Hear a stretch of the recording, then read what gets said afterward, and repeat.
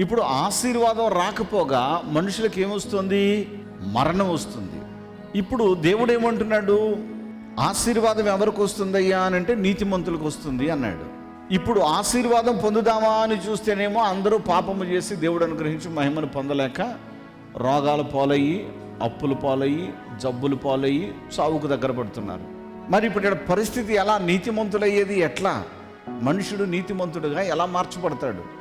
మనుషుడు నీతిమంతుడు ఎట్లా అవుతాడు అనంటే, మంచి వస్త్రమునైతే ఇస్త్రీ చెయ్యొచ్చు అని అనుకున్నాం. ఉదాహరణకి మలిన వస్త్రాన్ని ఇస్త్రీ చేస్తామా?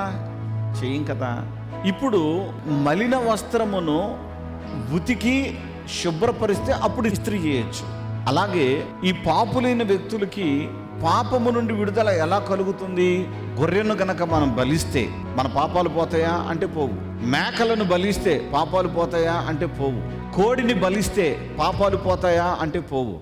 ఈ పాపము వలన వచ్చే జీతం మనిషికి మరణమైపోయి ఉంటే, ఈ మరణములో నుండి దేవుడు విడిపించాలని మహిమగల యేసు పరలోకము నుండి భూమి మీదకి వచ్చాడు. చప్పట్ల కొట్టి గట్టిగా దేవుని స్తుతిద్దాం.